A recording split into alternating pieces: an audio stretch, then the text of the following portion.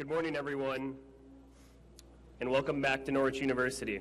My name is Derek Dunning. I'm the Director of Athletic Communications here at Norwich, and new to doing this MC opportunity, or this MC gig, because normally our Athletic Director, Tony Mariano, would be doing this, but he's part of our inductees today, so I'm the next man up, so bear with me as I try to get through this. I just want to welcome everybody and want to welcome you to the 39th Annual Hall of Fame Induction Ceremony. We sincerely appreciate your support of this great event and your support of the individuals that will be honored here today. And I hope that this day will be one that all of you remember fondly. Today we will be inducting 10 individuals and one team into the Norwich Athletic Hall of Fame. They will join 311 other individuals and 31 teams that have previously been inducted into our athletic fraternity. This induction is our way of honoring these athletes for their outstanding accomplishments while at Norwich and for their continued success after graduation. Before we begin brunch, I would like to introduce the members of the Hall of Fame Selection Committee who are directly responsible for the selection of the Hall of Fame candidates and ask them to stand as they are recognized. They are Joan Musmacher,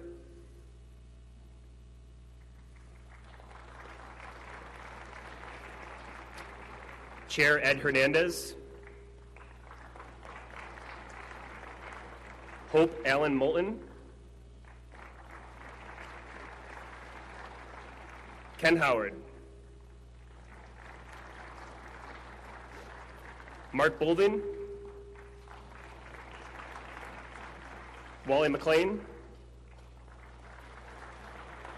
and Tony Mariano. Now I would like to invite Dr. Mark Anarumo, 24th President of Norwich University, to say a few words.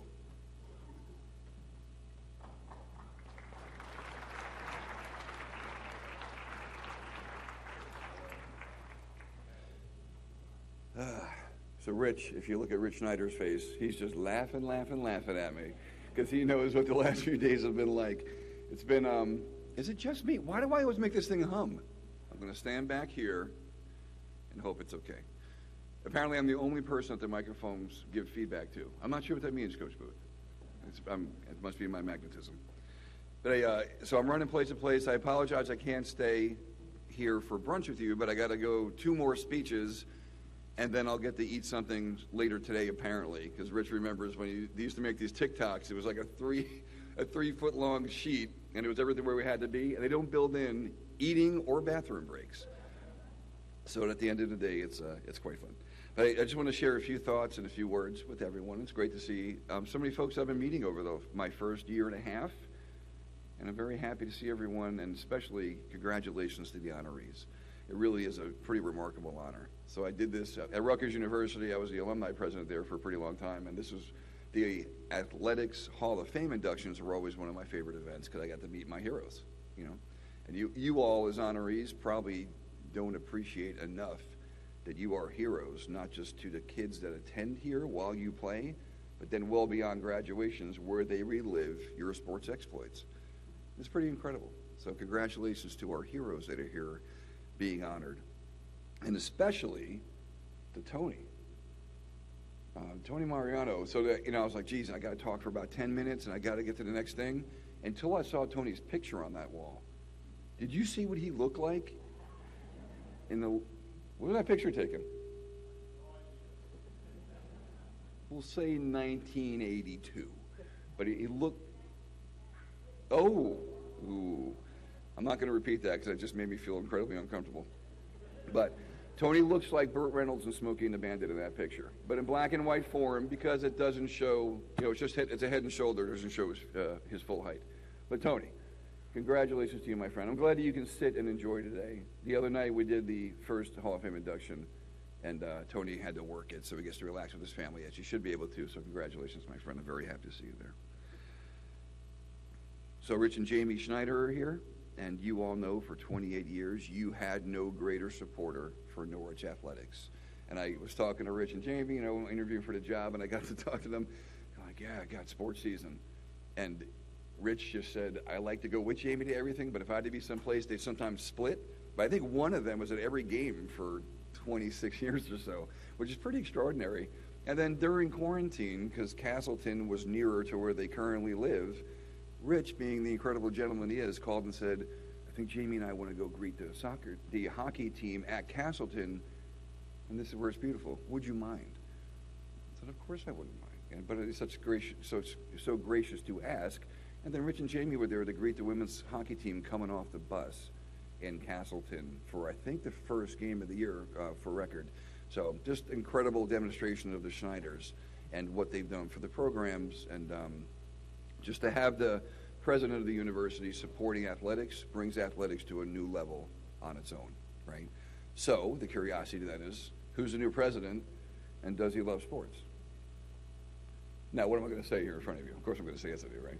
But I want to tell you why, and I want to show you and demonstrate my sincerity to athletics, because a lot of you don't know me yet, and those of you that do know me, I'm very, very proud to have met you, but those of you that are getting to know me, let me put your minds at ease, okay?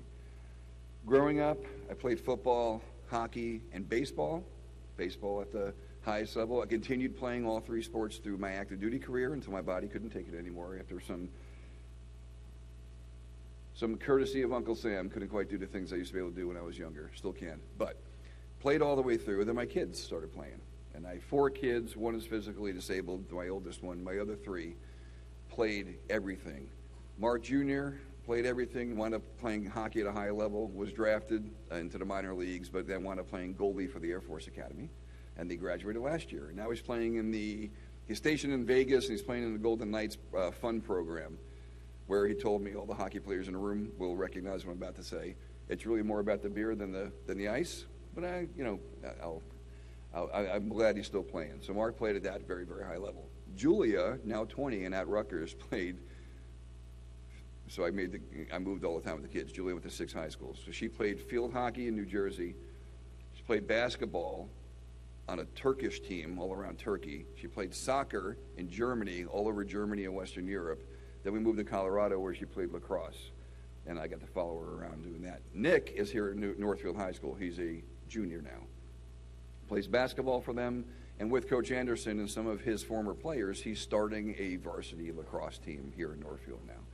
So that means, as a dad and as an over-involved father, I've coached men and women's basketball, men and women's lacrosse, soccer, hockey, just men, field hockey, which I still don't know anything about field hockey. That's the most confusing sport in the world to coach. But I would sit in lacrosse. I didn't know anything about lacrosse, but I knew hockey. I'm yelling hockey terms like crazy at lacrosse games, and the parents thought I had some kind of secret code with the kids. Then the kids didn't do what I said anyway. But I'm yelling things like hold the line, don't ice, and people are like, what the hell is this guy talking about? But it was fun. But sports is an unbelievable part of the Anarumo family life. And where I want to go with Norwich University athletically comes from that place. What we had yesterday at that football game, at homecoming, was that not beautiful?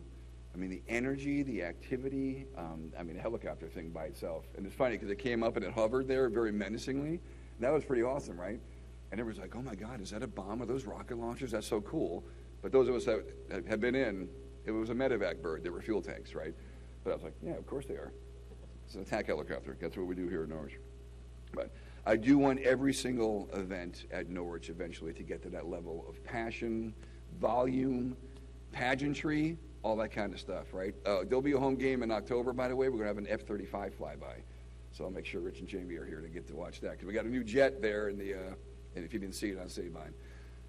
So every sport, every experience, we want to go bigger. Because what does athletics do for our kids? Teaches grit, resiliency, determination, right?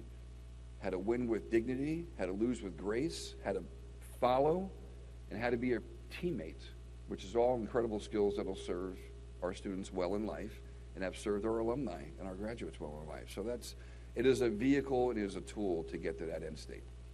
So I want to talk about the AD search in closing for a second, but we do have one of our greatest living alumni and probably our most decorated former athlete in our room, Alan Doyle. So I just want to acknowledge that he is sitting here looking at me.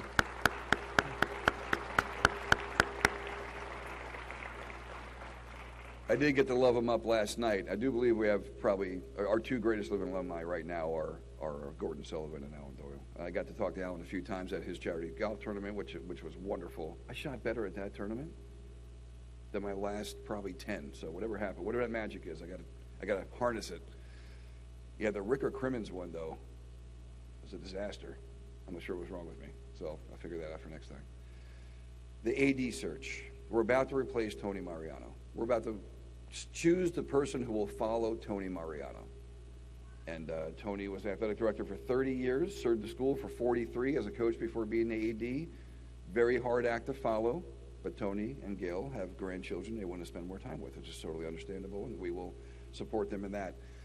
The athletic search, just so everyone knows, we have several dozen very, very strong candidates. We have 6 or 7 that will be exceptional. Making this choice will be very, very difficult, and that's a wonderful problem to have. And it'll be somebody that can grow with us to the next level of excellence for sports at Norwich. So the school will be in good hands. The athletic program will be in good hands. We will be leveraging athletics for the betterment of the school, and I'm very, very excited to be part of the journey. All of you are always welcome home. You come back anytime. As Rich has told me, he will not give me advice because everyone else wants to. But I do want to hear what you want to do and what you see so we can be better all the time. Okay, everyone. Enjoy your ceremony. I do have to leave to go to the next thing. I apologize, but congratulations again to everyone, and welcome home.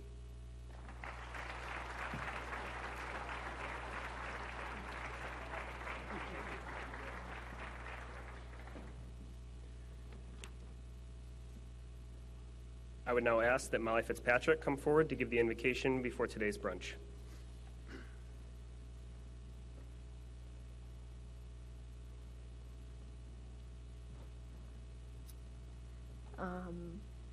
Please return thanks for today's brunch in your own way, or if you choose so, I will invite you to join me as I offer a word of prayer and appreciation for God's grace. Heavenly Father, we gather today to share this wonderful meal, knowing that there are those in our world for whom any meal, any food, would be a welcomed blessing today. For the invited guests who are here, for those of us who are so very privileged to be a part of this great university, and for our opportunity to fellowship together at this luncheon, we thank you. For the personnel who set up everything for our dining benefit, for those who prepared what we are about to eat, and for those who serve it now to us, we thank you as well as we thank them. May our interactions and conversations with one another be pleasing in your sight. May we all be truly encouraged by the events of this day and be strengthened for the tasks ahead. Lord God, thank you for those and innumerable other blessings that are ours by your gracious provision today. I pray this in your holy name. Amen.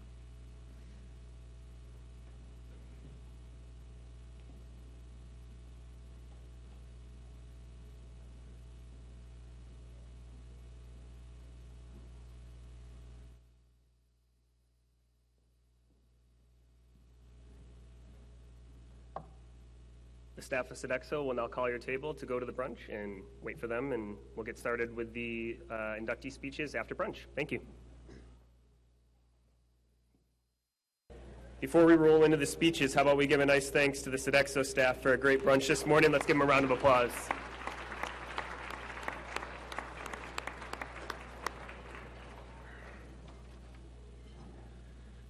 So hopefully, as many of you know or have been able to follow throughout the past few years, many of our athletic games are now web streamed on www.norwichathletics.com.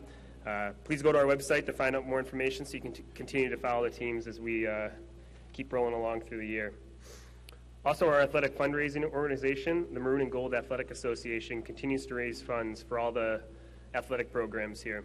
If you are not a current member of the Maroon and Gold Athletic Association, I ask that you seriously consider becoming a member to help support our student athletes. This event would not be possible without the enormous amount of work done by plenty of people. And first and foremost, our office manager, Sarah Pryor. Her and I looked at each other quite a few times throughout the last few weeks, and just a lot with two athletic Hall of Fame ceremonies this year, but we were able to push through, and her efforts, along with her husband Eric, as well as previous former office manager Kathy Diego and Mark Zacher. So could all those people please stand to be recognized by this group for your efforts?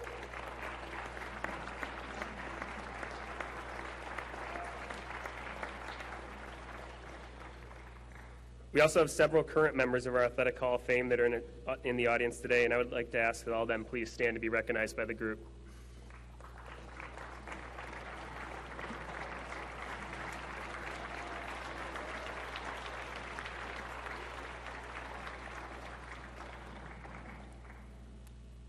Ed Hernandez is already up here on stage. He's the chair of the Hall of Fame Selection Committee, and he'll help us with the presentation of the awards. Before we begin our 2021 introductions, on Thursday night we inducted the 1969-70 football team into the Athletic Hall of Fame. Two members of that team that could not make it to the ceremony but are here today, we would like to recognize them this morning. I would ask that Pat Paslakwa and Robert Murphy please come forward to accept their Hall of Fame certificates.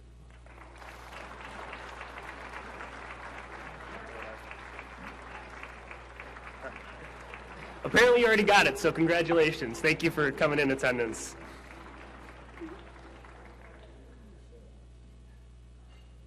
Our first individual inductee was a first-team All-New England lacrosse player from the class of 1971, Ken Steblin.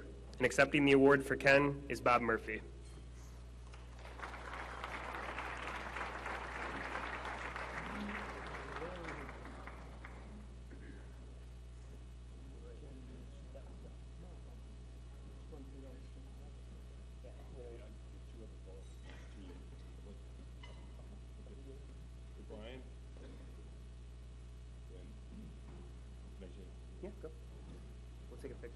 Okay. Thank you very much. Just a few words as my teammates come up. Ken couldn't be here today. He's in Scotland. He had a family trip last year, but because of COVID, it was canceled and he would have lost the money, so obviously he had to take it this year. I talked to him. He's ecstatic, very proud, very humble, and very much appreciates it. Let me just say a couple of words, and then Brian Johnson, class of 70, teammate, and Vin Kennedy, class of 71, also a teammate, will say a couple of words. I think it's very important to understand, when we came, there was just a club team. And then we became Division III. We didn't even have a coach. Whaley Baines, to his credit, stepped up and helped us put the team together. Most of the players on that team were like myself and Patsy Paslakwa and others. We played football. We didn't know hardly anything about lacrosse. But Kenny, and certainly to a degree with Brian and Vin, they knew a little bit about the game. But Kenny came from a hotbed of lacrosse in Watertown, New York. His skill level was insanely high. And it was that skill level that started to attract other people to come to Norwich to play lacrosse. So, I mean, I think it's so fitting that you selected him because he was a pioneer. He really got the ball rolling. And I think we can look back and we look at Norwich lacrosse today, we have to thank Kenny. And that's really what I wanted to get across today, that he was a pioneer. Brian was a teammate, and I think he can also expand upon that. And then Vinny's going to say a few words as well. Brian? Thank you. How do you do? Bob asked me to say a couple of things yesterday, so as all Norwich students, I stayed out all night and prepared a very large speech, which I left in my room this morning. So, but I do want to say a couple things. I did talk to Dave Hallam last evening, and he was unable to come here and say some words. But what he did say was one thing. He said, Kenny Steblin was the key to our offense. And I had personally no experience. When the club started, Coach Sable recommended that I go and give it a shot. And I said, oh, okay. He said, all you got to do is block it and clear it out. And I said, oh, I think I can do that.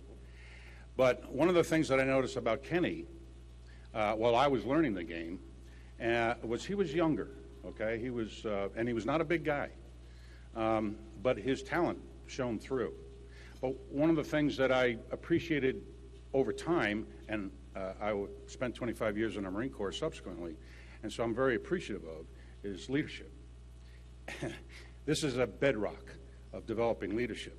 And one of the things I noticed about Kenny, as one of the smallest guys on the team and one of the youngest guys on the team, was how he influenced the team. His subtle leadership was astounding. He never challenged those of us that were older and more senior in the Corps, but he influenced us greatly. And how he did that was pretty unique. He did it with his talent. He was quiet and humble. He did it with his demonstration of play and his subtle influence on all of us, made us a really good team. And the Mage started a program that I was most impressed with yesterday when I went over to visit the coach. And I saw 5 alumni in there, and they were just having a ball. You guys are rocking, and we're very proud of where the program is today. And I always like hanging around coaches' offices, all of them. You guys talk about championships around here. You just don't talk about working hard. You talk about championships, and we like that. So please keep it up. And Kenny Steblin was the bedrock for this, in our opinion, for this lacrosse program back in 1967 and 1968. And that's just how I see it. Thank you.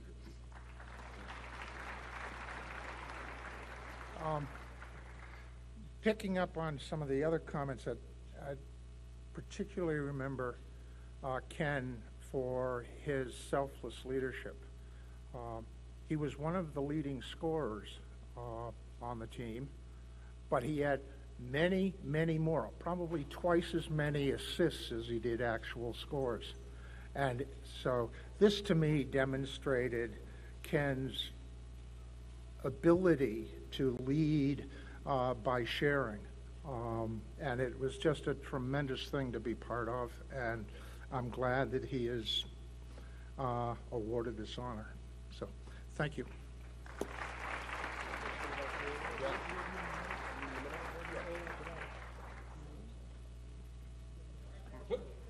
Looking right at Mark. Marines together. Okay, good night. Thanks, guys. Thanks a lot.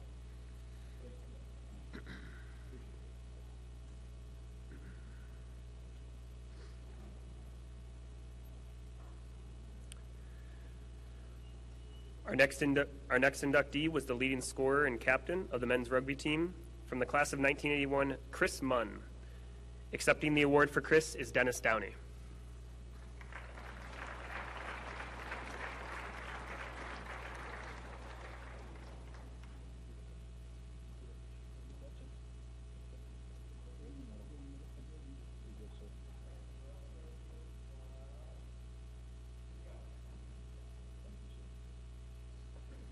First and foremost, hey, congratulations to everybody for the Hall of Fame coming in today and all those existing members. I'm speaking on behalf of the Munn family and provide some comments. I played with Chris. He's a 1981 graduate of Norwich. He, as my teammate, classmate, set a standard which is very difficult to sort of understand. He was 5'9" and 165, dripping wet. He played on the rugby team in the backfield.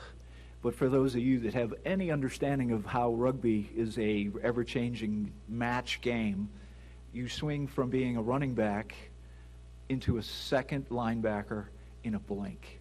Chris would be oftentimes matched up against perhaps the most difficult player in the other team because of his tenacity on defense. And because of his ability of scoring, he was always playing fly half or inside center. On a 10-2 team, our junior year, he scored 16 tries, so the equivalent of 16 touchdowns. The next year, he would score 14 touchdowns. Along the way, he would probably record between 20 to 30 tackles a day. For those of you who have played football or contact sports, you can well imagine the physical toll that takes on a body. But he would stand up battered and bruised, oftentimes bleeding, and he would lead us in a manner which was so sincere and so strong that each and every one of us at the end of each and every match would walk off the pitch, and we knew that there was a strong leader amongst us who we would follow onto the pitch week in, week out. Chris was a distinguished military graduate of this university, one of 13 Army officers commissioned that year with that designation. He was a military intelligence officer, served 25 years. 25 years including time in Mogadishu, Somalia, in Port-au-Prince, Haiti, multiple tours in Bosnia doing peacekeeping operations. He served as the military aide to General John Shalikashvili. Some of you might recognize that name as he rose to be the chairman of the Joint Chiefs of Staff. Along the way, Chris and he would become ultimately wonderful friends. Joan, who is a strong supporter of this university, still talks about Chris day in and day out when we meet at the commissary every Tuesday. Chris, 25 years of service to our country, and in 2013 he was diagnosed with a disease that few of us knew anything about, ALS, sometimes called Lou Gehrig's disease. It's a disease that he didn't know a single thing about, and by self-admission on a homecoming call to many of us from our class, he acknowledged that he had been diagnosed after suffering a deficiency in his hand. That led us, his classmates, his teammates, his friends, and his family. Chris was one of 11 kids.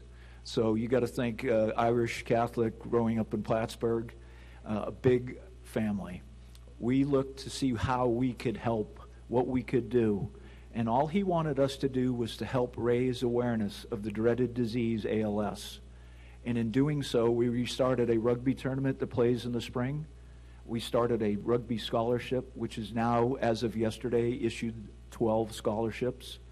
And we continue to develop ideas as to how we can honor our brother.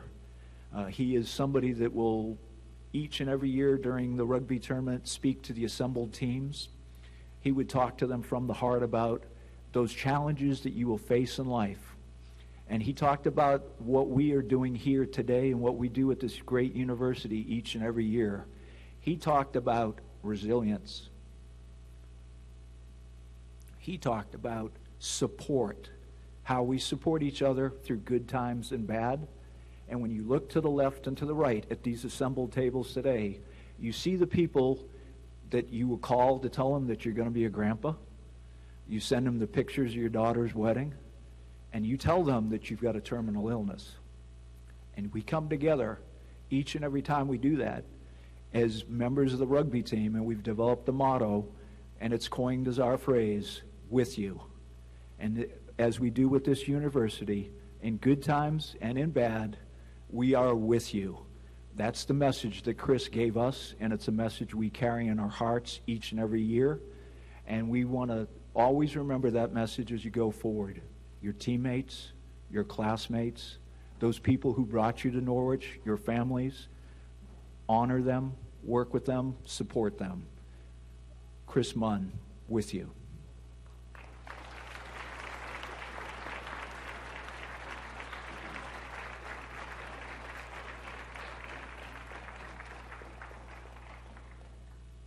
Our next inductee was a two-time All-New England wrestler from the class of 1986, Robert Goodman.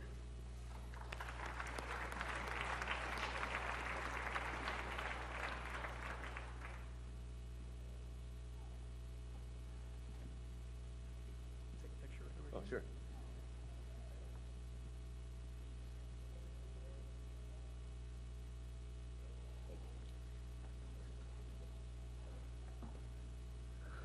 All right. So I've had a long weekend. All right. Got here Thursday. All right. And table 6 over here is a lot to blame for how I'm feeling today. All right. But then I had an intermission. I had to go back down to Connecticut yesterday morning for my goddaughter's wedding. Was there till midnight. Jumped back in the car, 5:45 this morning, and made my way here. So like everybody else, I don't have a prepared speech. But what I do have is I have a table full of folks here. So on table 6, I just wanted to kind of say a few things about the people who are here with me, and a lot like the last presentation, talking about how you're not here as a pack of one, you're here as a real, group of many. And first and foremost, it's kind of interesting. 5 years ago, we were at the golf tournament, and I was with Greg Hanley, the class of 87, a year behind me. And we pull up to Tony Mariano, and immediately Greg says, "Tony, how come Goody isn't in the Hall of Fame?" And he goes, "You got to write a letter." So Greg goes, "I'm going to write a letter, but I'm going to need some help because the rest of the group, Ryan Balakonis, my roommate, Bruce Cole, my other best buddy from my floor, Brian Rowley from our floor, Al Gobey, we're all together, and they're laughing about it. And they said, well, if we get Goody's wife to help out, maybe they'll all put their letters in, because these guys are, a little bit slow with getting things done. So it was really nice to do it, and I'm really honored for the fact that they did that. So But a lot of things take a long time, and from my perspective, it's a lot of fun to kind of look around and see how much has been going on for so many years here, and how many great people. I've personally been married for 30 years. These guys have been my buddies for 39 years. And that's, I think that's a little bit of what the tradition here is at Norwich around longevity. So I'm just going to look real quick in the rearview mirror. I started wrestling when I was 14 years old. I didn't know what it was. I was a soccer player and I was a baseball player, and I didn't have a winter sport. And one of the other kids who had an older brother who was a wrestler said, what are you going to do in the winter? I said, I'm just going to work out for baseball. He goes, I want to try wrestling. And I said, like in gym class, when they get on top of each other, that's a sport? And so he said, yeah, it's a sport. So I said, all right, I'll give it a shot. So I went, and there was like 6 kids in my weight class. And we have these called wrestle-offs. So I wrestled one kid, and I beat him, and I had to wrestle another one. And the last guy's a senior, and he has hair on his chest. I'm a little boy. But anyway, I'm looking at him, so I wrestle him, and I beat him, and I get into a varsity match. I go to my varsity match, and I pin the first guy. And I have a next match, and I beat this next guy. So I'm 2-0 as a freshman, and I'm 14 years old, haven't hit puberty yet, don't even know how to keep score. And I'm wrestling all these kids who are so much bigger and stronger than I am.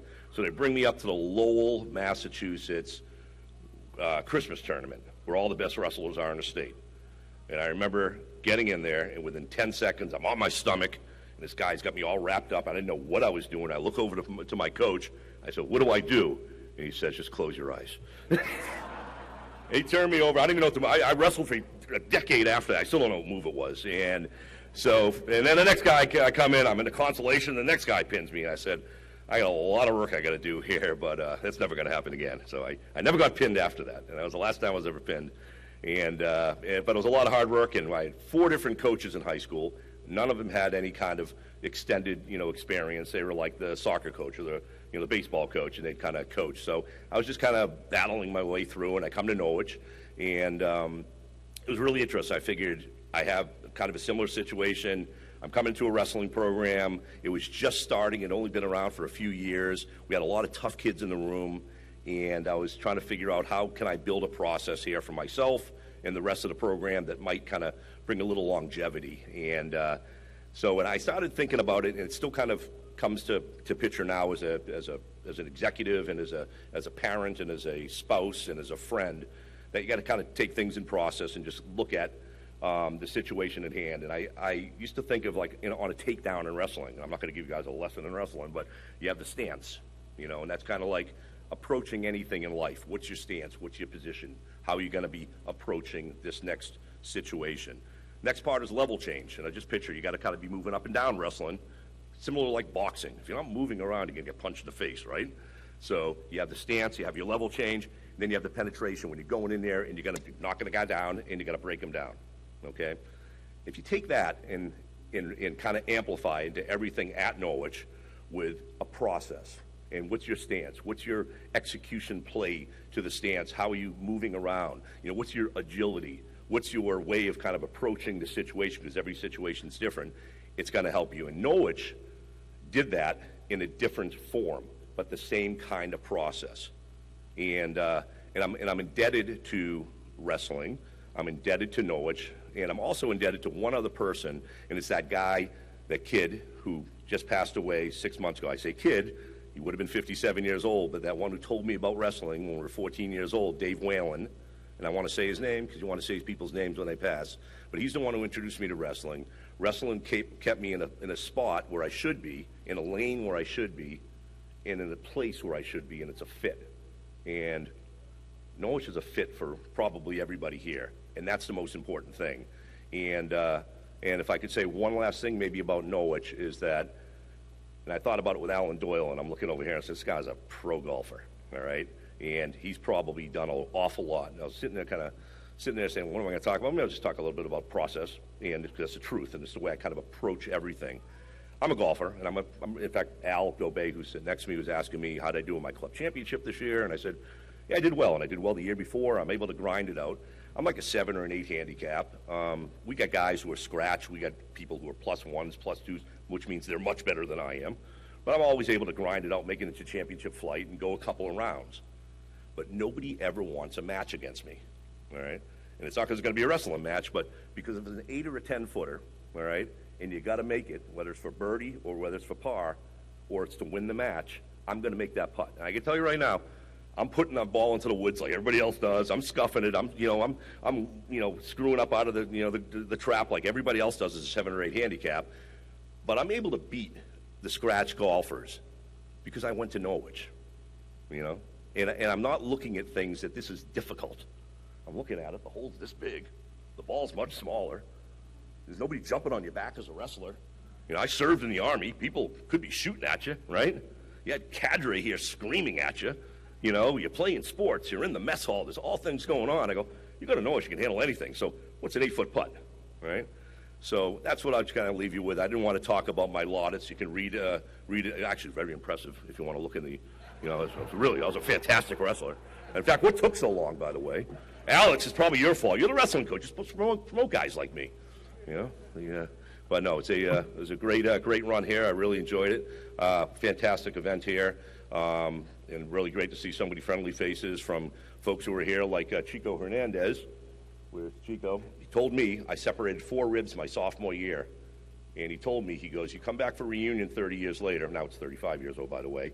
He goes, your rib cage on the right will be swollen further than your left. Now my stomach is obviously swollen. However, it is still swollen on the right side. And it was great to see him up front, see Tony Mariano. And it's great to see President Snyder. You did an unbelievable job here. And that's that whole long-term thing that we've all been able to kind of benefit from here at Norwich, short-term, long-term. It's all happening, and it's great to be here, and thank you very much. All right. Thanks, Ben.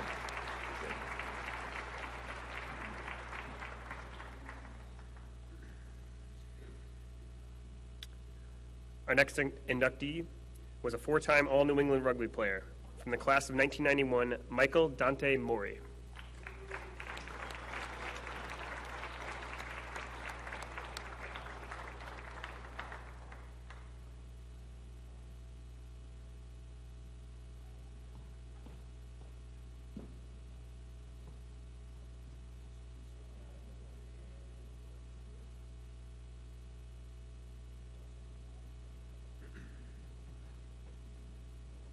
Thank you. It's an honor to be here. As I was a communications major at Norwich, I actually have prepared a speech. So my parents paid very well, and I put a good use to it. But it's great to be here, Coach Wegler, Dennis Downey. It's an honor to be inducted the same day as Chris Munn, who's truly a wonderful gentleman from the rugby program here and has inspired so many after him. I would want to thank the players that I played with here. I found out about Norwich from Joey Wadden, who when I was enlisted in the Marines and I was down at Cherry Point, we'd play against Seymour Johnson and we'd bang heads, and then we'd socialize after the game. And he said, "Hey, you're getting out. You ought to think about going to Norwich. They have a rugby team." Oh, great, He made it seem like there's a really established program. But when I got here, we were still driving, right? We were still driving our own cars to get to the matches around New England and compete. But it was, you form that bond here at Norwich and with the rugby team that you're still celebrating 30 years later. And I'm so happy that I had the opportunity to meet so many of my brothers and sisters that played rugby here at Norwich, and to meet those that had come before me. The rugby team started in 1970. We just celebrated our 50th anniversary, built our 3rd clubhouse, and what a great group of men and women that make up this program at Norwich. And I'm most proud of those that have come after me to look at the national championships the men and the women's team here at Norwich have achieved so far, greater than what our old guys and gals did so many years ago. But it makes you very proud to be part of that organization. And the one person I do want to make sure, I don't like to name people out, but of course I've got to thank Dave Whaley. Most of you know him, right? He was a mentor and for our guidance and our protector. And I've got to share this with you because do many of you know who Colonel Carboni was? So in 14 March 1988, Colonel Carboni thought he needed to write to Dave and have him sign a memorandum of understanding on his responsibilities for junior weekend. And I don't want to read the whole thing, but I'll just cite one sentence for you about the rugby team. While contributing to the weekend sports activities, what starts out as good sport can easily terminate on a sour note of alcohol abuse and destruction of university property. So Dave, thank you for protecting us and guiding us from the powers. Thank you very much.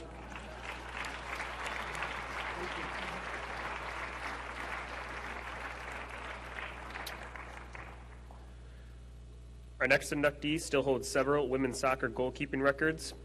From the class of 1996, Sharon House. And go ahead. Sharon was unable to be here today, but she prepared a speech that I'll read. Ladies and gentlemen, before we get started, please know that I sincerely wish I could be with you today. Duty calls again, as it has many times before. I just wish the timing of this one was a little bit better. Today, while we celebrate all these tremendous athletes, I will be completing an exercise and evaluation for one of our nation's medical platforms. With COVID on our heels and the current global events, our activation is not just probable, but imminent. Please accept my sincere apology for not being able to be there with you all today. Do know that I will be celebrating with you from afar, covered in dirt and sweat, reminiscent of my soccer days. I am truly honored and humbled to be part of the 2021 Norwich University Athletic Hall of Fame. Thank you to the Hall of Fame committee for such an incredible honor and privilege to be counted among such amazing people. To my teammates, soccer is a team sport, and I believe this honor is all yours. I was incredibly fortunate to work with such talented teammates like Maureen Curran, Megan Curran, and Melissa Dasinski, and many, many more. Thanks for giving me all these opportunities for saves and to contribute to your greatness. I not only would have had those opportunities because you trusted me and knew I would always have your back. My job was purely to instill confidence in you, to take risks, provide direction in what was developing on the field. Sometimes you listened to my direction, and sometimes you did not, hence the saves. Thank you also for the many, many days filled with joy and sometimes heartache. I never was and still am not very good at defeat, but I cherish it all and still love the smell of freshly cut grass. Thank you to Steve Look, my coach. Thank you for all the early morning kickboard workouts in the pool. Yes, it was freezing, but I learned the water is not always warm and sometimes you just need to persevere. Thank you for the annual fitness test where we had to beat our run time year after year and after year to stay on the team. Yes, it was hard, but I learned I should not settle for the past or status quo and always be better year after year after year. But most of all, thank you for seeing beyond my shenanigans. You taught me forgiveness and that we all just needed to be believed in. Today, I take all those lessons with me. Some days there is heartbreak, and some days they are filled with joy. Perseverance and resilience is our day-to-day healthcare. I still do encourage others to set goals and do better every year, though I must confess my run time is not as fast as it was in 1996. Believe in each other. That is what truly made my time with Norwich women's soccer team great. I believed in them, they believed in me, and our coaches believed in us. We had each other's backs through the joy and the heartache. That empowerment, that trust, made every game memorable. I still see the magic of trust, respect, and empowerment every day. It's just in a different form and a different role, and as I am now the coach of a young, wide-eyed Navy sailor now. Thank you again for this incredible honor, and congratulations to all the inductees. Again, I deeply regret not being able to be there with you today, but thank you again for the lessons, and know my sailors have your back.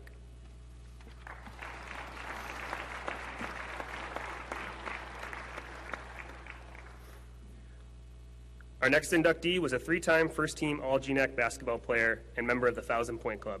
From the class of 2006, Joff Hensley.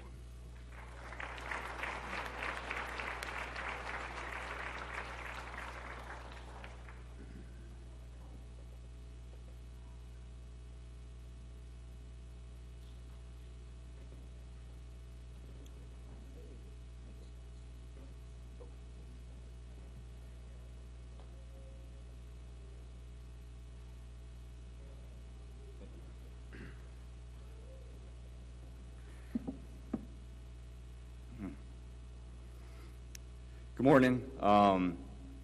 It's great for you guys to come here. I really appreciate it. My name is Joff Hensley. I am the proud son of my mother and my father. They are here. I didn't have a speech prepared for you guys as well. However, my team is here, and I really appreciate that. It was a great surprise to see you guys here. So I do have a couple of time claps for everybody, so I apologize for that in advance. But could all of my teammates please stand up, because they are the real reason that I am up here. As a college point guard, my job was easy, just get the ball to the right guy at the right time. So fellas, if you guys don't mind, please stand, and everyone please give them a round of applause.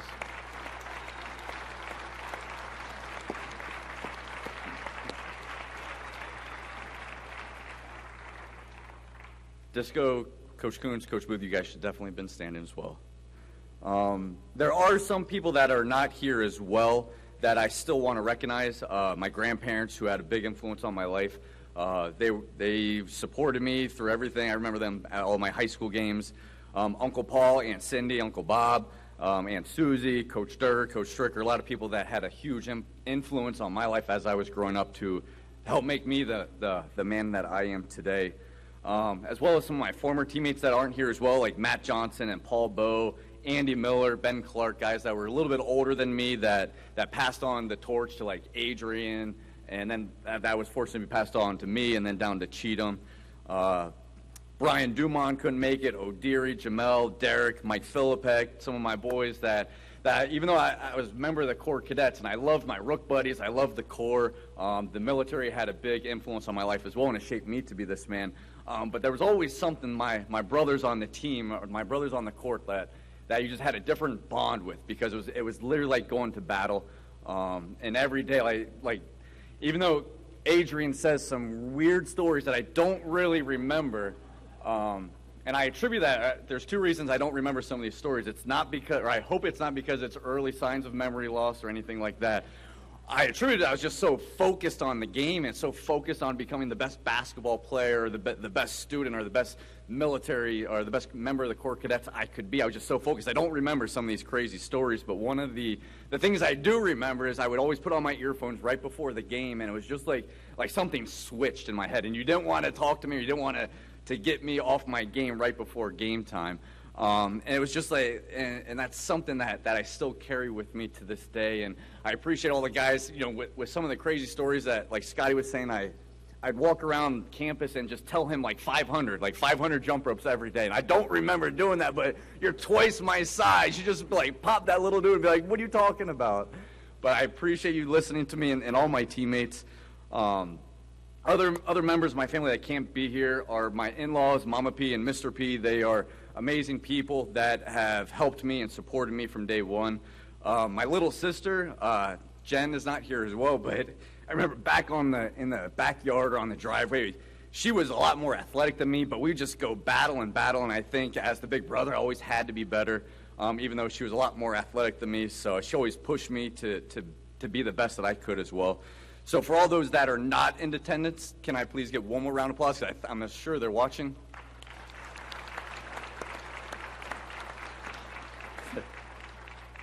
You guys are great. I appreciate your support and just clapping whenever I say clap. But thinking my favorite part about this whole ceremony, or about this whole induction, is just giving me the opportunity to meet with old teammates or meet with old coaches and kind of go back through my memory and recollection of my years at Norwich and how it's impacted me really for the rest of my life. I was always and we're all different, but I was always a different kind of kid. Like, my room was always cleaned. I was always kind of disciplined. But I think the thing that Norwich gave me the most was it just gave me that opportunity to thrive and to push myself. And I had cadre that were doing it. I had Coach Booth and Coach Coons and Coach Seward that were doing it on the basketball court. But it just gave me a huge opportunity, and I just grabbed the bull by the horns and just took it and ran with it. And that opportunity to excel and become the best version of myself would not have happened if I wasn't at a school like Norwich. So there's not a day that goes by that I'm not thankful and appreciative of choosing to come here. It was the perfect fit for me at the time. My wife couldn't make it as well. She had to stay back, so I just wanted to say I love her to the moon and back. I love her more than anything. But the biggest influences on my life were my parents that are still here today. I had to talk my mom out of wearing a dress to this because I know Norwich is like 99% dudes, and I didn't want my dad have to deal with any other guys coming up to her, even though she looks very nice.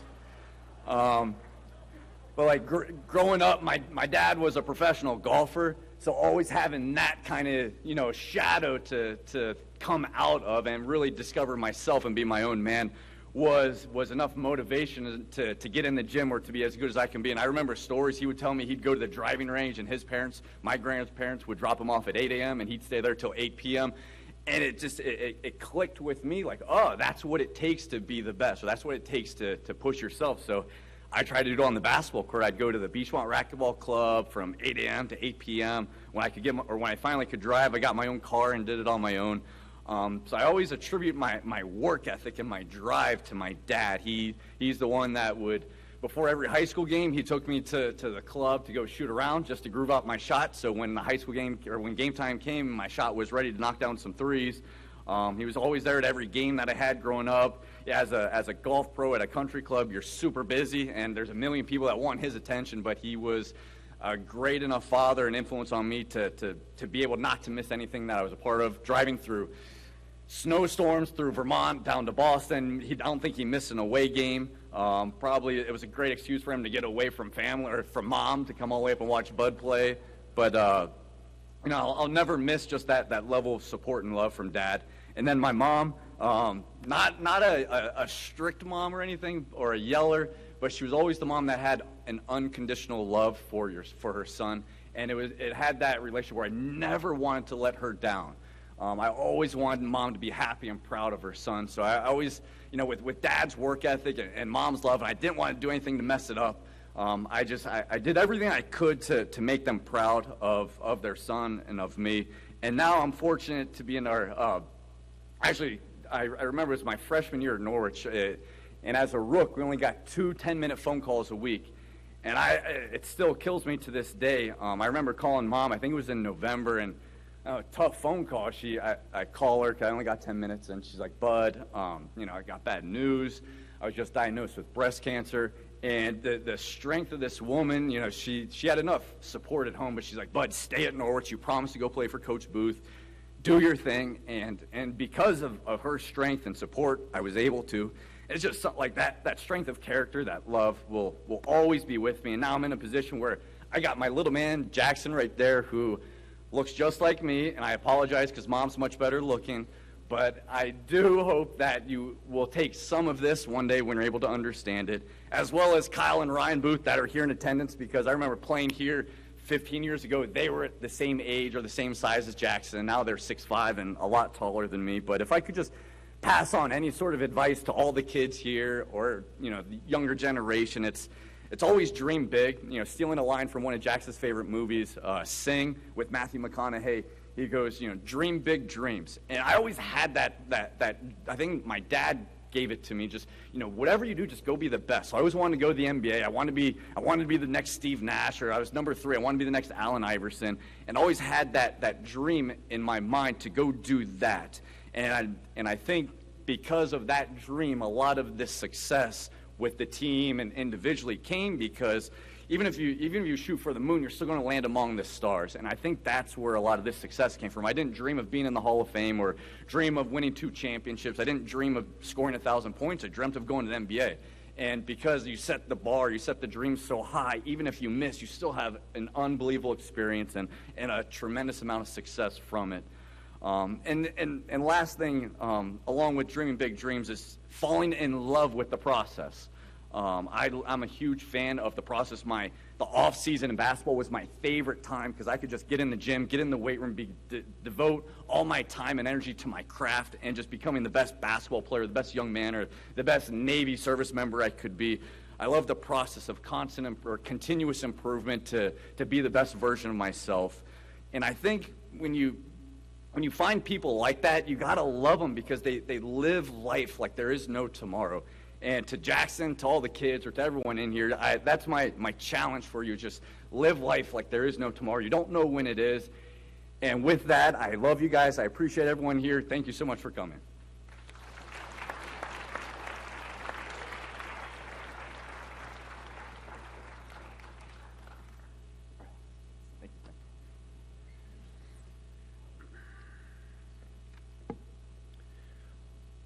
Our next inductee still holds several of our women's hockey goalie records and is a member of our 2011 national championship team.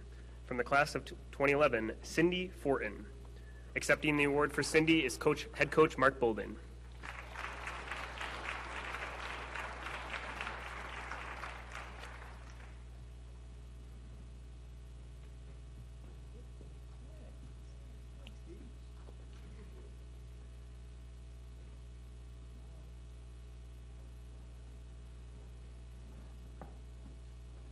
Who said I didn't like goaltenders? I don't. They drive me crazy. They're difficult. They're wonderful. And Cindy Fortin was just a tremendous student athlete here at Norwich, and was really the backbone of our team as she was our first starting goaltender as we got into the varsity circuit. 4 years later, her and the team won a national championship. So Cindy was very disappointed she couldn't get here today. She's up in Quebec City, and due to the pandemic could not get over the border for the event. But she wanted to express, first of all, her love for her teammates and how excited she was to be at Norwich. And just a short note, Cindy was 5'2", so this will be short too. She would have to jump. She was a stand-up goalie and would jump a little bit so she wouldn't, let go top corner on her. But she was a tremendous goaltender and a heck of a competitor. There's a really nice bio in there on Cindy, and was also the class valedictorian when she graduated as a double major. So she was top shelf. So in Cindy's words, a little French speaker, she was fun. I'm honored to be selected by the induction committee, and it makes it even more special to be inducted at the same time as the team. Our group of girls was so unique. We had that chemistry that I never had in any other team before. That's what made us successful in the end. I would like to thank my coaches, my teammates, who helped bring the best of me during my 4 years at Norwich. I was challenged on and off the ice, faced many different situations that shaped me into who I am today. I am grateful for the opportunity that I had to play at Norwich, and I couldn't have asked for any more of a gratifying and memorable experience. So, Cindy, hopefully you're watching. We're very proud of you, and you're the best.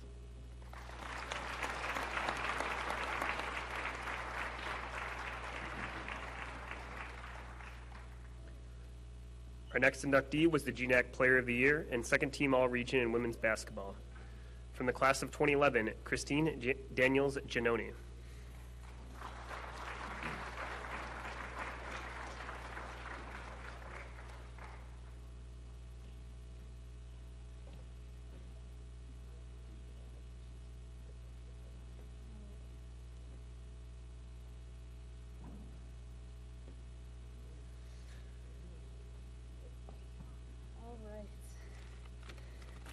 I'll be brief. I just want to thank the Norwich Hall of Fame committee for putting this together. Also, congratulations to all the fellow inductees. This moment right here really is the cherry on top of some of the best memories of my life. Norwich basketball has and always will be imprinted in my heart. I was actually recruited here by my sister, Allie, who was a year older than me. She begged me to come here, and I couldn't understand why after all the bickerments we would have on and off the court. She convinced me by telling me how beautiful the campus was and all that it had to offer, especially how your teammates become your family away from home, and the connections you make here last a lifetime. And she was right. We both met our husbands here. I'm so grateful I listened to her and got to play 3 more years by her side. She was my best competitor and one of my biggest fans and supporters. I have to give a huge shout out to my parents for always being my super fans that always supported me, pushed me, consoled me, kicked my butt when I needed it, and always encouraged me to be the best player I could be. Always in the stands, cheering me on, making it to as many games as I could, near or far, rain, shine, sleet or snow, hitting 3 deer on the way here one game and still making it in time. I can never thank them enough for all they've done. I certainly wouldn't be here today without them, along with my siblings for making it to as many games as they could with their homemade posters and t-shirts on.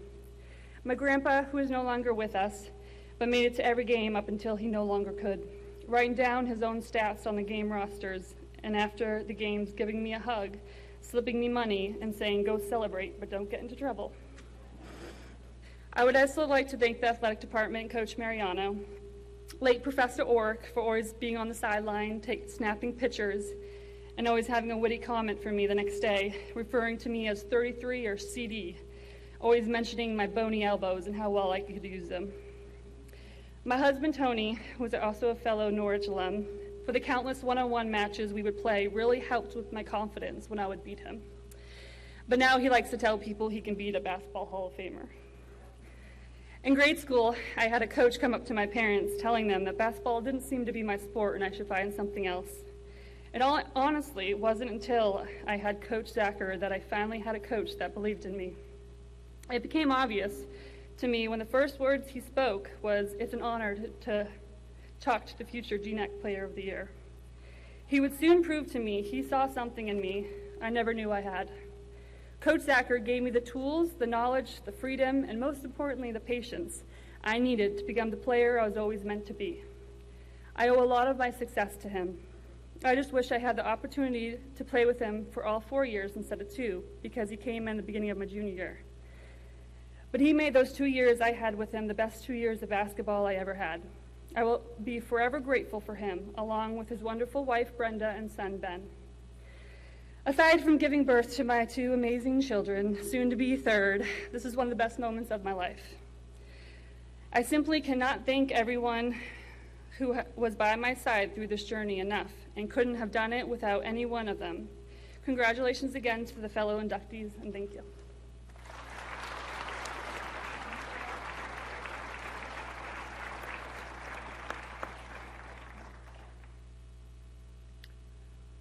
Our next inductee is one of 2 honorary inductees in this year. Dr. Richard Snyder, President Emeritus of Norwich University.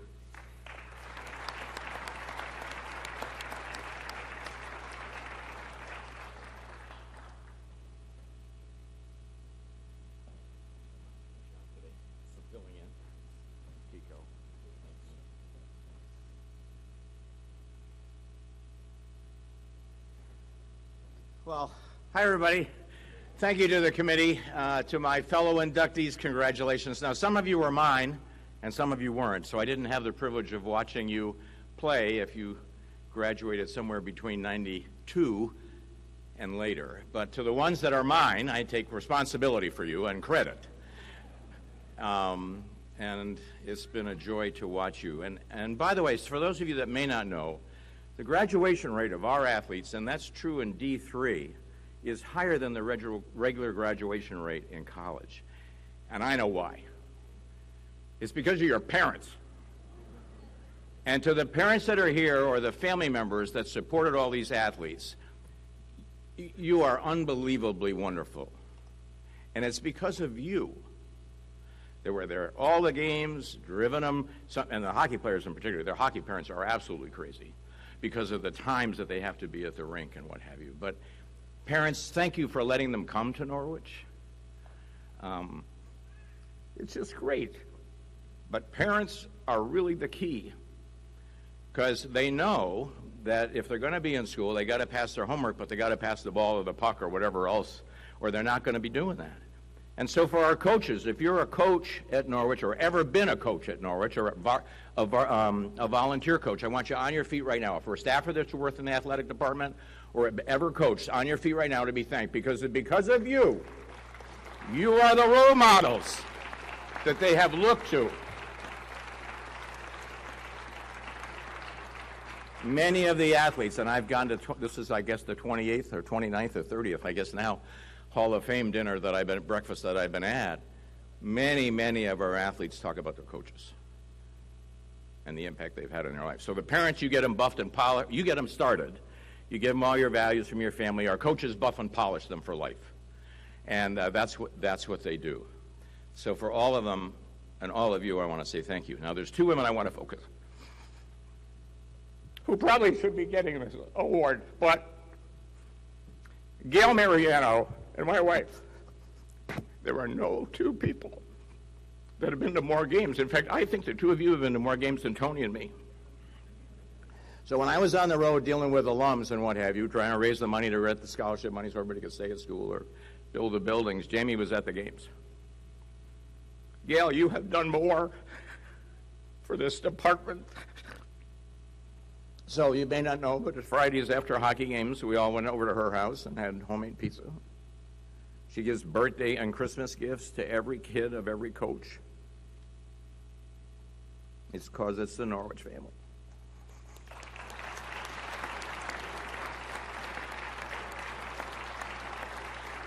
And I'm not going to steal any thunder from Tony, but I think we were married to two wonderful women. Norwich forever.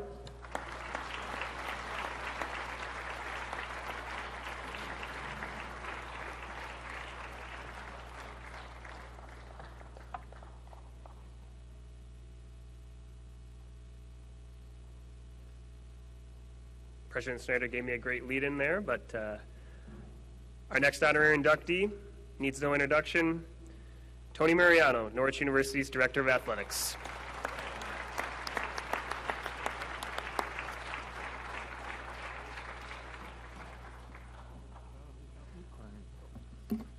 Where are we? Oh.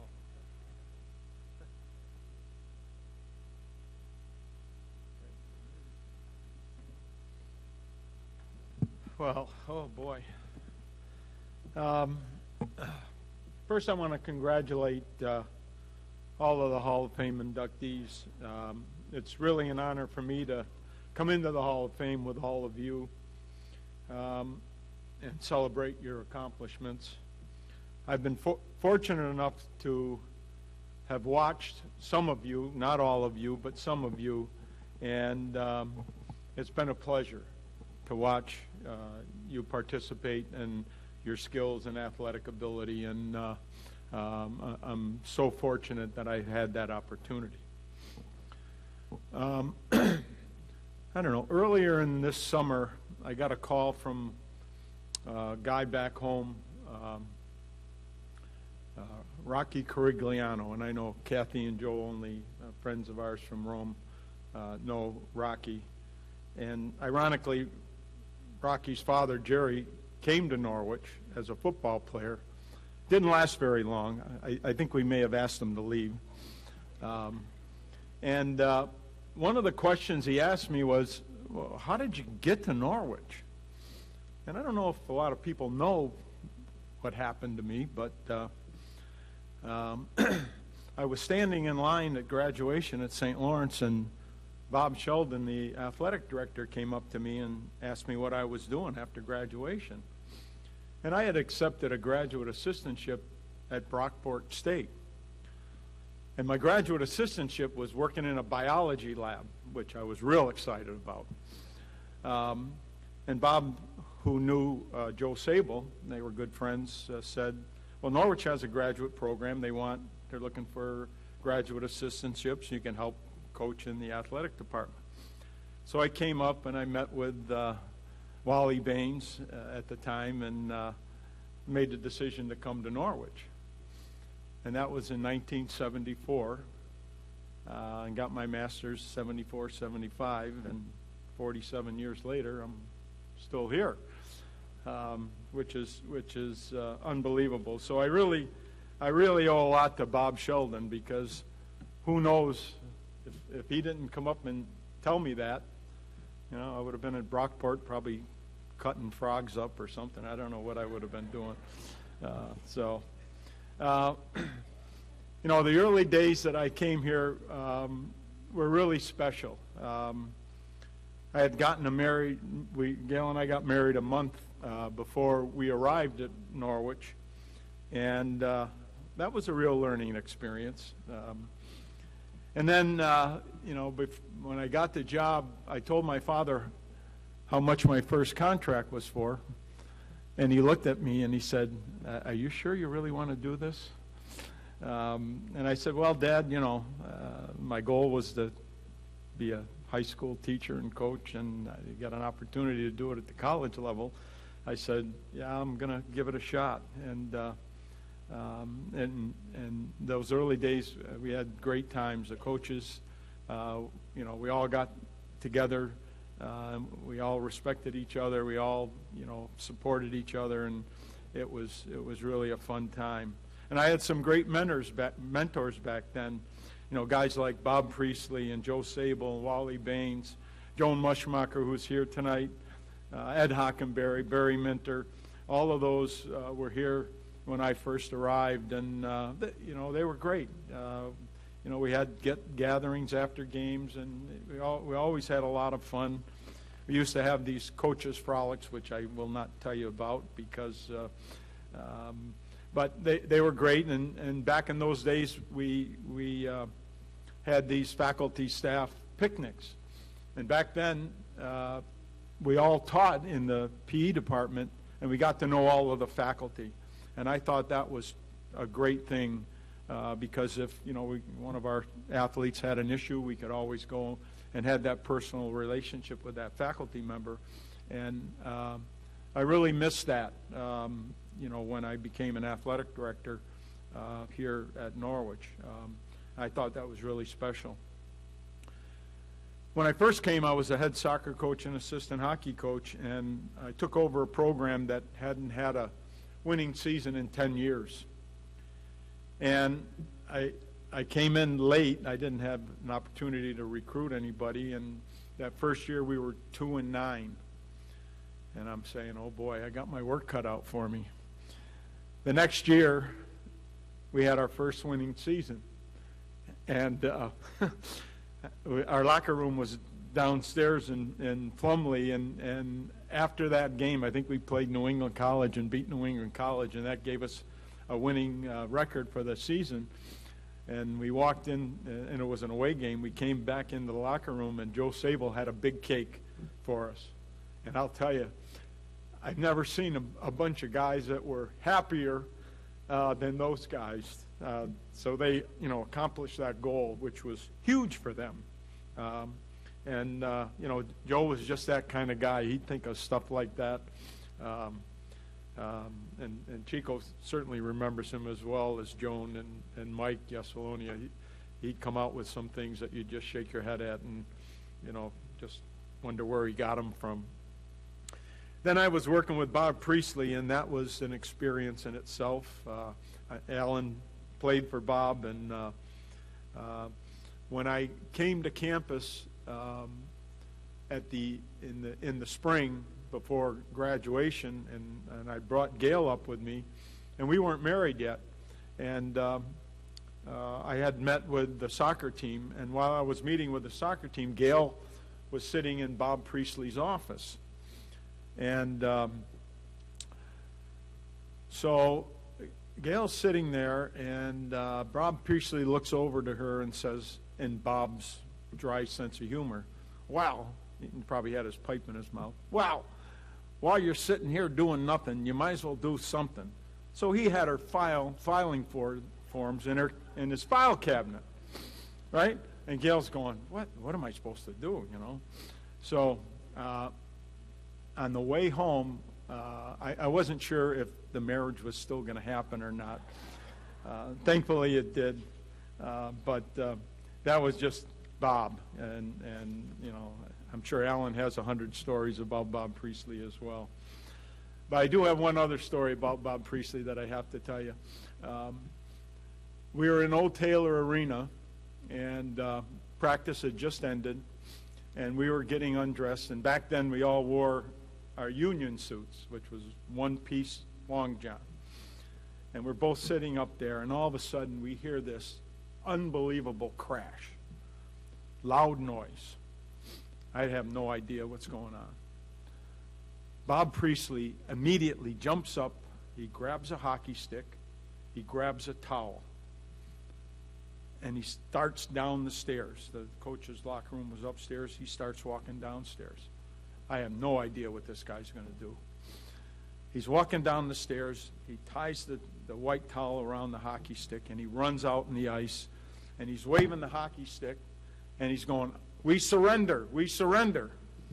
And I follow him out. Well, Marv Bundy, who was driving the Zamboni at the time, smashed the Zamboni into the boards, and Marv liked to drink a little bit while he was driving the Zamboni. And there was Bob waving this white flag, and I'm going, what did I get myself into with this guy? Coaching both soccer and hockey, I had some unbelievable athletes, and I'm only going to mention two, but there were many, many, many others. I had a kid by the name of Guido Verdelli, who was Norwich's first All-American soccer player. Unbelievable soccer player who unfortunately has passed. But he was the best of the best and a wonderful family. And then we had another kid, Frankie Simonetti, who played for the Boston Bruins for 4 years. And what people probably don't remember about Frankie was he was an unbelievable hockey player, but he was probably as good, if not better, a soccer player and an engineer, a bright guy. And all these guys had such an impact on my life and made my coaching career so enjoyable. And then I had the opportunity to get the job as athletic director. And I really wasn't sure what I was getting into. You know, I had some experience administratively, but not a lot. And I was fortunate during my 30 years to hire and have so many great coaches and staff people that made my job that much easier. And you need good people to have any organization run efficiently and effectively, and I certainly did over the years, and I had some great coaches and great people that worked. And the fun part for me was when the staff had children, and they'd bring their children into Andrews Hall and have them run around. I thought that was the best thing in the world. I loved that part. And, you know, in order to have success at any level, you need support from the top. And I worked under 4 presidents at Norwich. And I do a very special thanks to President Schneider, who came in as president the first year as I was athletic director. And he and Jamie have been such great supporters of athletics. They went to all the games, and when President Schneider was on the road, Jamie was there. And I know that the athletes really enjoyed the fact that they were at the games, and they interacted with everybody there. And that was a really special thing, because not many presidents do that. You know, when I played, I think I saw the president once at one of our games. So that was really special. And then President Anarumo, who spoke earlier, you know, I've only known him for a couple of years, but he has really been supportive of athletics, and I think athletics will continue to grow under his leadership.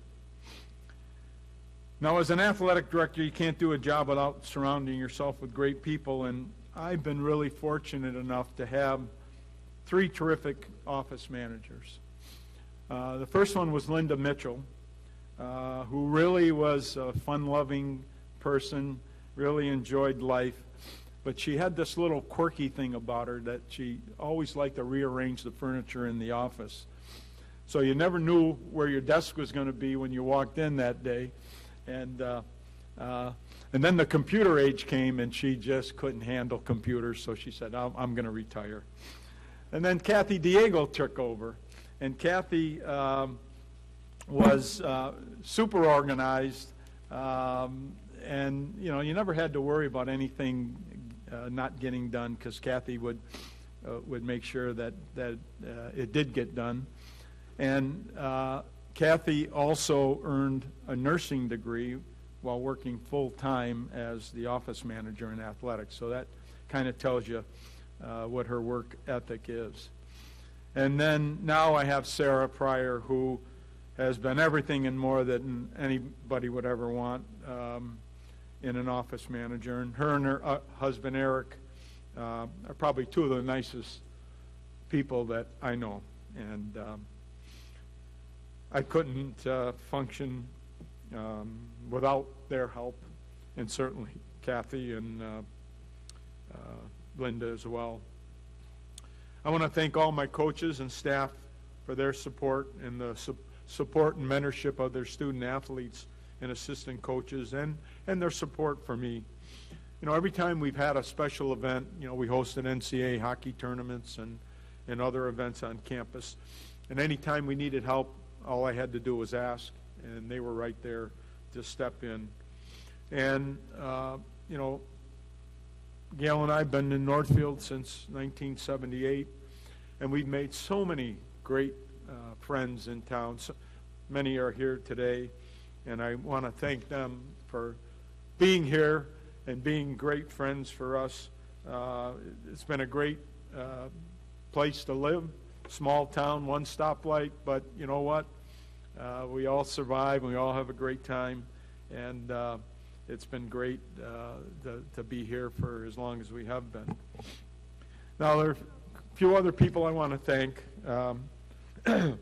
First, I want to thank my parents who are not here, are probably watching, but they made two great decisions in their life. Well, they probably made more than two, but they made two great decisions.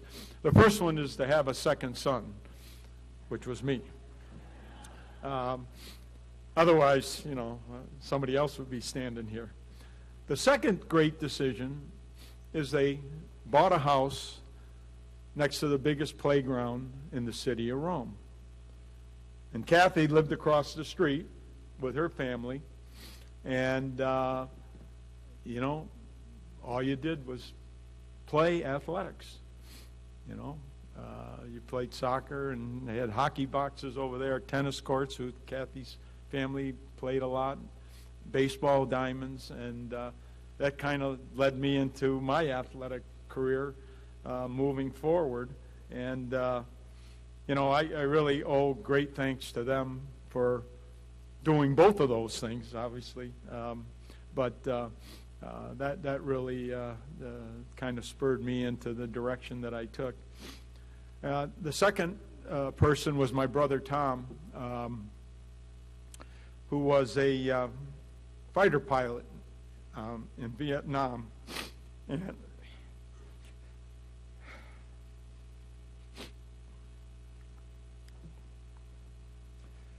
And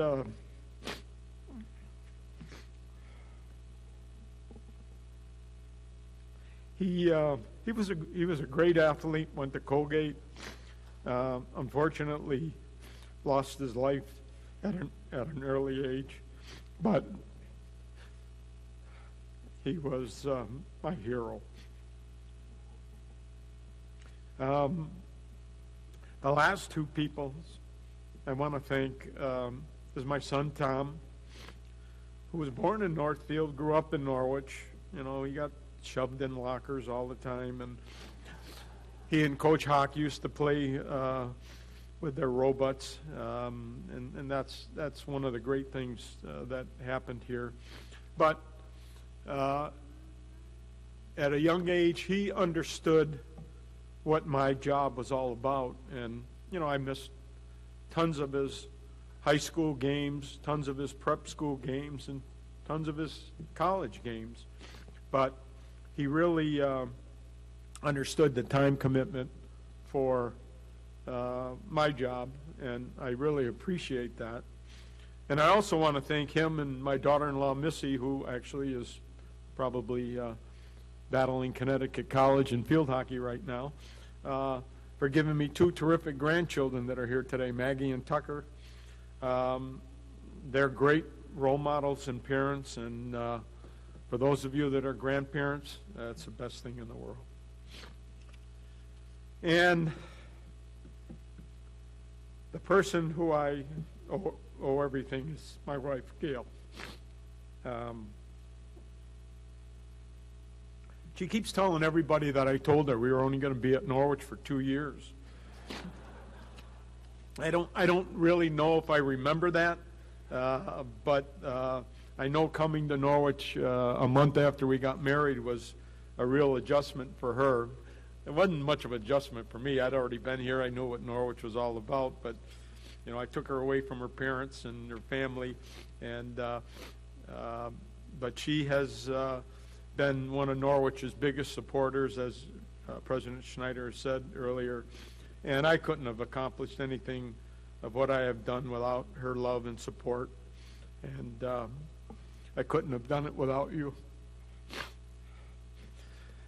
I usually don't get this emotional, folks, but it's been a wonderful 44 years here at Norwich, and I will miss being part of the Norwich Athletics, but I will be its biggest supporter. Thank you very much.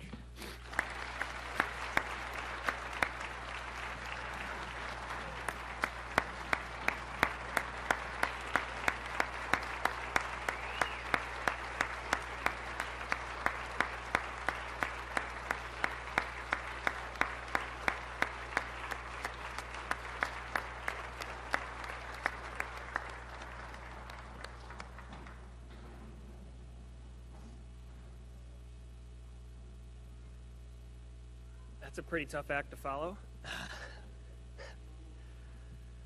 Our last induction today is going to be a team that's very special to my heart. My first year here at Norwich, they ended up winning the national championship. So the 2010-11 Norwich University women's hockey team finished with a 25-4-1 record. And members of that team here today, we'd like to invite everybody up here as we call your name, and we'll have Katie Banfield, and I'm speaking for the team. So, Katie Banfield.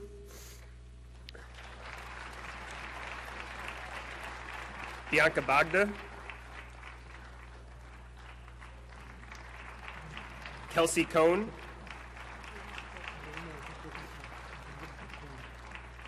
Molly Fitzpatrick.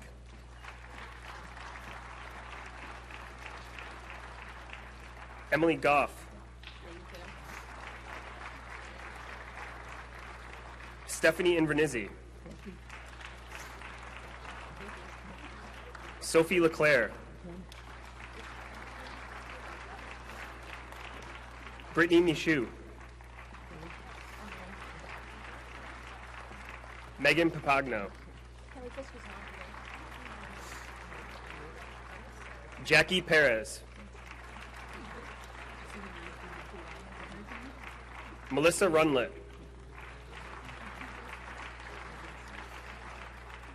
Sarah Scardino. Amanda Wiltz. Head coach Mark Bolden. And assistant coach Keith Maurice.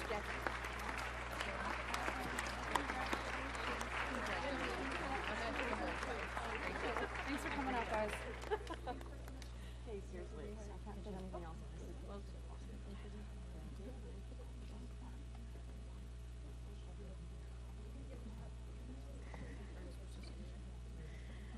Hi, everyone.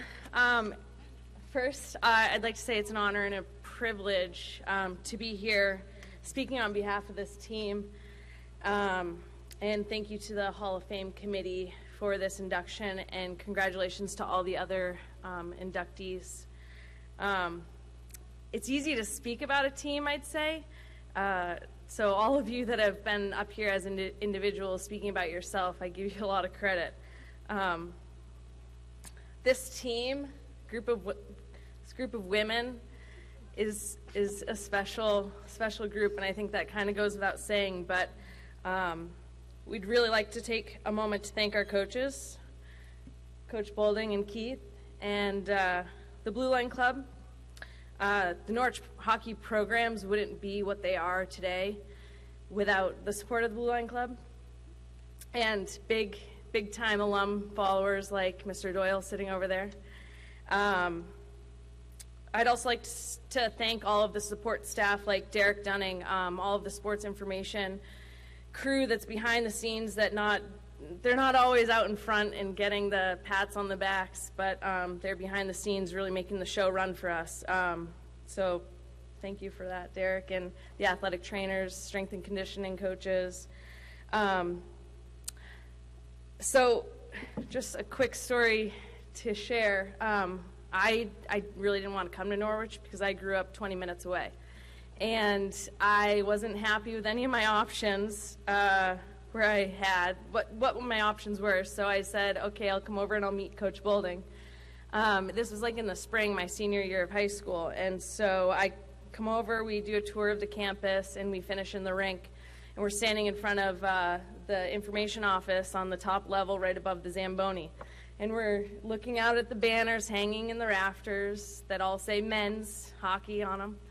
And he's like, yeah, we're going to get one of those here. So 3 years later, fourth year of the program, we hung our first banner. And I think that's a major accomplishment and a huge tribute to the mission that Coach Boulding set out on, creating such a strong program here. And the buy-in of all of these girls here was undeniable.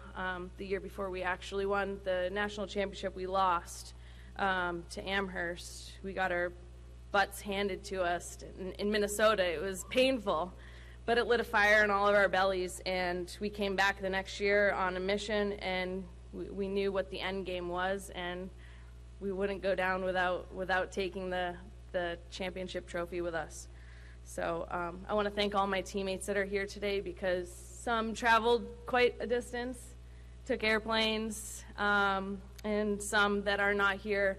I know a few of them are watching at home due to new babies and border restrictions. We've missed out on a couple of them being here today. So thank you, everyone, for this brunch, and congratulations to everyone.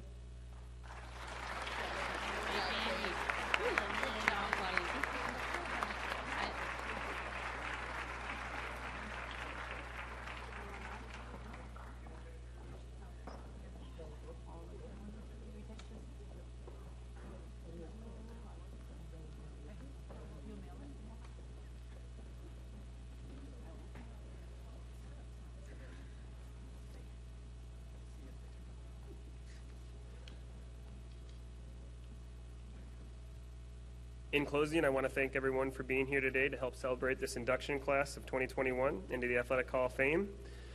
Please drive home safely and have a great fall. Thank you for coming.